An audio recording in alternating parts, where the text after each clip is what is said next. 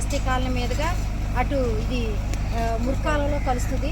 ఎక్కడి నుంచి అంటే ఇది దాదాపుగా మరి సీతయ్య గారు అట్లో కుమ్మరి బజారు, అలాగే మన పోలరాజు కాలువ యువతల వైపు ఉన్నటువంటి అన్ని డ్రైన్లు కలుపుకొని ఇది అతిపెద్ద డ్రైన్ అండి కైకలూరుకి. మరి ఈరోజు వర్షం కారణంగా, ముంపు కారణంగా మరి ఈరోజు కూడా ఇది కూడా ఎక్కడైతే అడ్డంకులు ఉన్నాయో మరి అలాగే గుర్రపు డెక్క ఆల్రెడీ ఇది మేము 2 నెలల క్రితం ఇది బాగు చేయించానండి. మళ్ళీ ఇప్పుడు ఇది యథాస్థితికి పూర్వం ఎలా ఉందో యథాస్థితికి వచ్చేసిందండి. ఏంటంటే ప్రజల్లో కూడా అవగాహన లేదండి.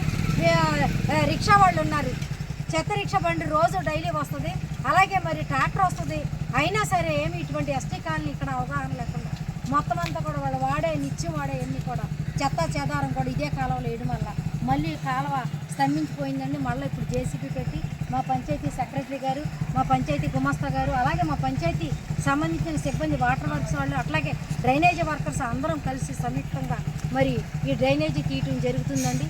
అలాగే గ్రామ ప్రజలు అందరూ కూడా ఈరోజు మరి ముంపుకు గురవుతున్నాయి అంటే మనం చేసుకున్న ఒక సమస్య ఇది మెయిన్ ప్రధాన కారణం. డ్రైనేజీల్లో తీసుకెళ్ళి చెత్త చెదారం, అట్లాగే మరి మనం వాడినటువంటి ప్లాస్టిక్ ఇవన్నీ కూడా దాంట్లో వేయడం వల్ల మరి పెద్ద పెద్ద తూములు అండి, గజం తూములు పైనే పెట్టాము దీనికి, అయినా సరే ఆ తూములు కూడా అడ్డంకి వచ్చేసి ఎటువంటి నీరు ఏది కూడా వెళ్ళకోకుండా డ్రైనేజీ మొత్తం కూడా స్తంభించిపోయిందండి. మరి ఇప్పుడు ప్రజలందరూ కూడా మంచి ఆలోచన ఏంటంటే మనం పాడు చేసుకోవడం వల్ల ఎట్లా ఈ సమస్య తలెత్తుంది. అందరం కూడా ఇప్పుడు యాసకాలం అన్ని పూడుకలు తీయించానండి నేను. మరి ఎక్కడో భీమవరం నుండి వర్కర్స్ని తీసుకొచ్చి స్పెషల్గా పూడుకలన్నీ కూడా తీయించాను. మళ్ళీ యథాస్థితికి వచ్చేసింది. కాబట్టి దయచేసి కైకలూరు గ్రామస్తుల అందరికీ చెప్పుకునేది వినపం ఏంటంటే మన ఊరిని మనం బాగు చేసుకుందాం. ఇప్పుడు ఇది చాలా కష్టం అవుతుంది, ఎందుకంటే పైనుంచి కూడా వరదంతా కూడా మరి కింద మన కొల్లేరు ప్రాంతం కాబట్టి మన వచ్చేస్తుంది. మరి ఇక్కడి నుంచి ఈ డ్రైనేజీ ఇదంతా కూడా మరి నీరంతా కూడా ఉప్పుటేరులో నుంచి అలాగే సముద్రంలో కలవాలంటే కూడా మరి ఇదంతా పెద్ద ప్రాసెస్. కాబట్టి ఇప్పుడు పైనుండే వరద ఉంది కాబట్టి మనం చాలా జాగ్రత్తగా మీరు వాడేటువంటి డైలీ నిత్యం వాడేటువంటి ప్రతి ఒక్క వస్తువు, మన పనికిరాని వస్తువులన్నీ ఒక డస్ట్బిన్లో వేసుకోండి.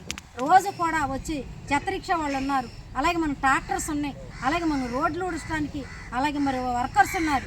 మరి వాళ్ళు వచ్చినప్పుడు మీరు వాళ్ళ దగ్గర ఆ చెత్త రిక్షాలో వేయండి, విజిలేస్తారు వాళ్ళు. దయచేసి ఒక పూట ఒకవేళ మీరు వేయలేకపోయినట్టయితే రెండో పూట అయినా మీ ఇంట్లోనే ఏదో పక్కన వరండాలోనే ఎక్కడో పెట్టుకొని వేయండి, కానీ దయచేసి కాలువలో మాత్రం దయచేసి పడేయద్దు. ఇది ఒక నా విజ్ఞప్తి. మీరు ఏమన్నా అనుకోండి, మీరు చేసేటువంటి పొరపాట్ల వల్ల పంచాయతీ వర్కర్స్ చాలా ఇబ్బంది పడుతున్నారు. డ్రైనేజీలో కూడా మునిగి తీయాల్సి వస్తుంది ఆ చెత్త చెదారం. వాళ్ళు మనలాంటి మనుషులే కదా, వాళ్ళకి ఎన్ని లక్షల జీతాలు ఇస్తే కూడా వాళ్ళ రుణం మనం తీర్చగలుగుతాం. అటువంటి పనులన్నీ మానేసి గ్రామ అభివృద్ధిలోకి మీ వంతు సహాయం చేస్తే గ్రామ సర్పంచ్గా మీ అందరికి అందుబాటులో ఉంటాను. మీ సమస్యలన్నీ తీరవడానికి నేను ముందుంటాను. ఎందుకంటే ఇవాళ శానిటేషన్ చాలా ముఖ్యమైనటువంటి అవసరం.